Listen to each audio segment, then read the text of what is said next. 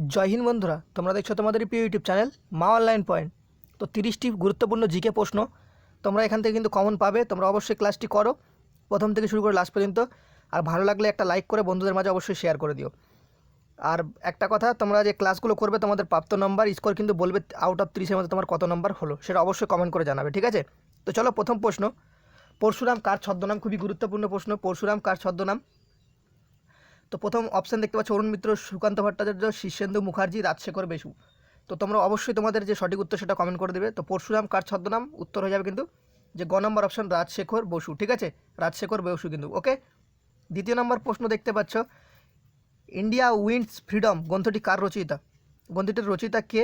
India wins freedom, Rabindranath ঠাকুর, Maulana Abul Kalam Azad, Jawaharlal Nehru, John Milton. তো তোমরা সঠিক উত্তরটা অবশ্যই কমেন্ট করে জানাবে। এখানে তোমাদের সঠিক উত্তর যাবে কিন্তু অপশন বি, মানে খ নম্বর, মৌলানা আবুল কালাম আজাদ, ওকে।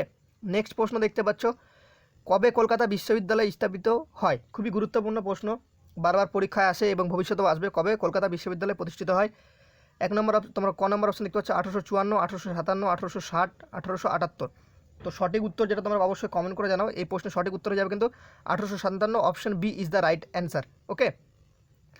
নেক্সট প্রশ্ন দেখতে পাচ্ছ, ওয়ার্ল্ড হেলথ ডে কবে পালন করা হয়? ওয়ার্ল্ড হেলথ ডে কবে পালন করা হয়? তো 7ই এপ্রিল, 5ই মার্চ, 1লা আগস্ট, 9ই নভেম্বর। তো সঠিক উত্তর কিন্তু তোমাদের হচ্ছে option A is the right answer, 7ই এপ্রিল, ওকে।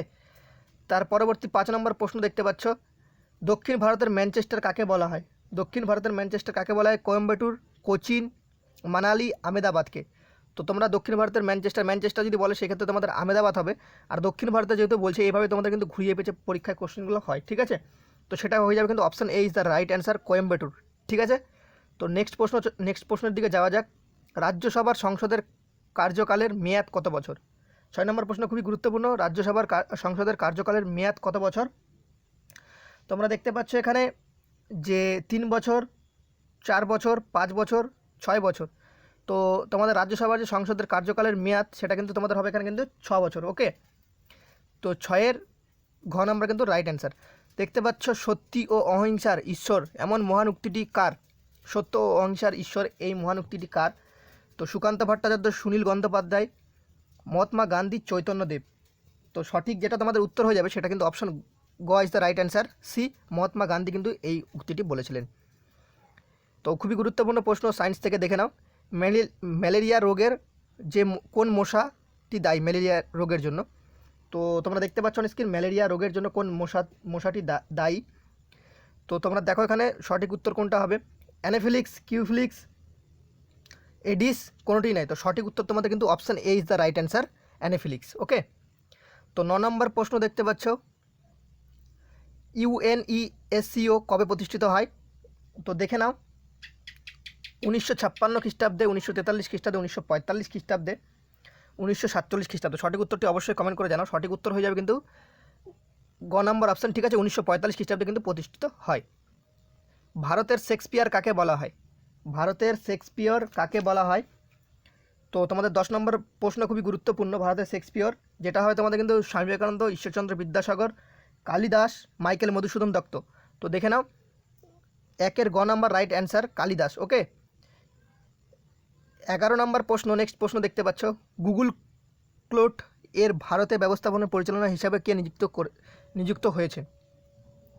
তো গুগল ক্লোড, তো দেখতে পাচ্ছ এর যে ব্যবস্থাপনা পরিচালক হিসাবে কে নিযুক্ত হন? বিক্রম সিং বেদি, অজয় রায়, মিন্ময় কুমার, সুজয় চক্রবর্তী। তো তোমাদের সঠিক উত্তরটি কিন্তু হয়ে যাবে বিক্রম সিং বেদি, ঠিক আছে, option A is the right answer. নিম্নলিখিত কোনটি গ্রিন হাউস নয়? তোমরা জানো গ্রিন হাউস যে গ্যাস রয়েছে সেটা, ঠিক আছে। তো দেখো তোমাদের নিম্নলিখিত কোনটি গ্রিন হাউস গ্যাস নয়? তো দেখো এখানে তোমাদের কি বলা রয়েছে, মিথেন, ক্লোরোফ্লোরা কার্বন, অ্যামোনিয়া, নাইট্রোজেন, ধব। তো তোমাদের সঠিক উত্তর কিন্তু অপশান ডি, নাইট্রোজেন ধব। নেক্সট প্রশ্ন, 13 নম্বর প্রশ্ন, নিচের মধ্যে কোনটি বিশ্বের বৃহত্তম ফুল? নিচের মধ্যে কোনটি বিশ্বের বৃহত্তম? পদ্ম, ল্যাভেন্ডার, র্যাফলেশিয়া, কার্নেশন। তো তোমাদের কিন্তু সব থেকে শর্ট, এটা কিন্তু খুবই গুরুত্বপূর্ণ প্রশ্ন, নিচের মধ্যে কোনটি বিশ্বের বৃহত্তম ফুল? সেটা হবে কিন্তু র্যাফলেশিয়া, ঠিক আছে, option C is the right answer. Next প্রশ্ন, 14 নম্বর প্রশ্ন খুবই গুরুত্বপূর্ণ, ইউপিএস এর পুরো নাম কি?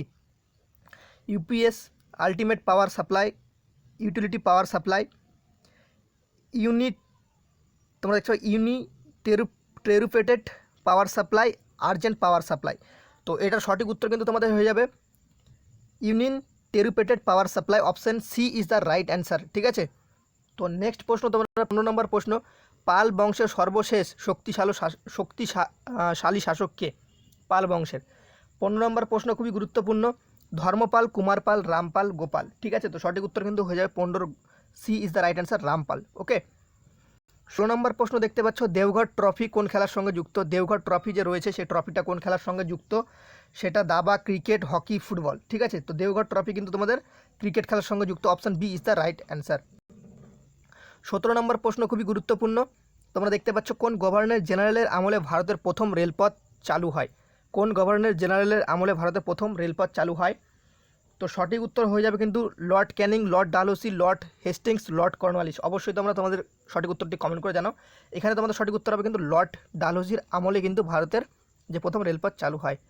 নেক্সট প্রশ্ন 18 নম্বর প্রশ্ন, দাবা খেলার উৎপত্তি কোথায় হয়? তোমাদের যে দাবা খেলাটা হয় সেটা কিন্তু কোথায় উৎপত্তি হয়েছিল? Britain, Russia, Europe, Bharat. তো সঠিক উত্তর কিন্তু তোমাদের হয়ে option D is the right answer, ভারতে কিন্তু তোমাদের কিন্তু দাবা খেলার উৎপত্তি হয়েছিল। বুদ্ধচরিত কার রচয়িতা? বুদ্ধচরিত যে রয়েছে সেটা কার রচয়িতা? নাগার্জুন, অশ্ব ঘোষ, বসুমিত্র, বিশাখ দত্ত। তো তোমাদের সঠিক উত্তর হয়ে যাবে কিন্তু option B is the right answer, Ashva Ghosh. ঠিক আছে, 20 নম্বর প্রশ্নটা খুবই গুরুত্বপূর্ণ সায়েন্স থেকে, এক্স রশ্মি কে আবিষ্কার করেন? এক্স রশ্মি কে আবিষ্কার করেন? Thomson, Alexander Cook, Roentgen, Thomas Edison. সঠিক উত্তরটা অবশ্যই কমেন্ট করে জানাও। এই প্রশ্নের সঠিক উত্তর তোমাদের হয়ে যাবে option C is the right answer, Roentgen কিন্তু এক্স রশ্মির আবিষ্কারক। 21 নম্বর প্রশ্ন, কত সাল থেকে অর্জুন পুরস্কার দেওয়া শুরু হয়? 1962, 1968, 1961, 1974। তো সঠিক উত্তর তোমাদের কিন্তু 1961 সাল থেকে কিন্তু তোমাদের কিন্তু যে অর্জুন পুরস্কার সেটা কিন্তু দেওয়া শুরু হয়, option C is the right answer.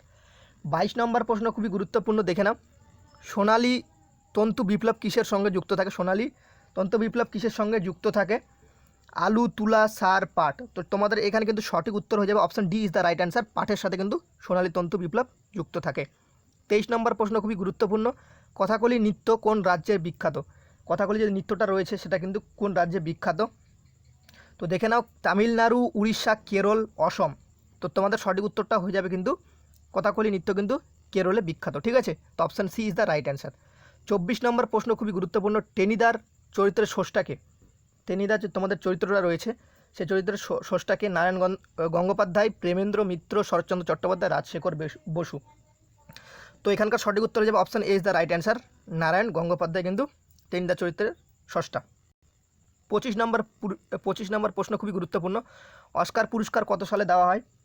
Oscar পুরস্কার কত সালে দেওয়া হয়? 1950 সালে, 1930 সালে, 1929 সালে, 1996 সালে। অস্কার পুরস্কার কিন্তু তোমাদের কিন্তু যে দেওয়া হয় সেটা কিন্তু 1929 সালে কিন্তু অস্কার পুরস্কার তোমাদের দেওয়া হয়েছিল। তো দেখো, বিশ্বের ক্ষুদ্রতম পাখির নাম, নেক্সট প্রশ্ন 26 নম্বর, বিশ্বের ক্ষুদ্রতম পাখির নাম কি? হামিংবার্ড, ঈগল, ময়ূর, কাঞ্জি। তো তোমাদের দেখো বিশ্বের ক্ষুদ্রতম পাখির নাম কিন্তু option A is the right answer, hummingbird. Okay, 27 number next প্রশ্ন দেখতে পাচ্ছ, নিচের কোন শহরটি ভারতের প্রবেশদ্বার নামে পরিচিত? খুবই গুরুত্বপূর্ণ প্রশ্ন, নিচের কোন শহরটি ভারতের প্রবেশদ্বার নামে পরিচিত? চেন্নাই, মুম্বাই, নিউ দিল্লি, কলকাতা। ঠিক আছে, তো তোমরা কমেন্ট করে জানাও সঠিক উত্তরটি। এখানে কিন্তু সঠিক উত্তর নিচের কোন শহরটি ভারতের প্রবেশদ্বার হচ্ছে, ভারতের প্রবেশদ্বার কিন্তু তোমাদের কিন্তু সঠিক উত্তর হবে কিন্তু খ, মুম্বাই কিন্তু। Okay, option B is the right answer. তো নেক্সট প্রশ্ন 28 নম্বর প্রশ্ন, এবছর কতজন পদ্ম পুরস্কার পেয়েছেন?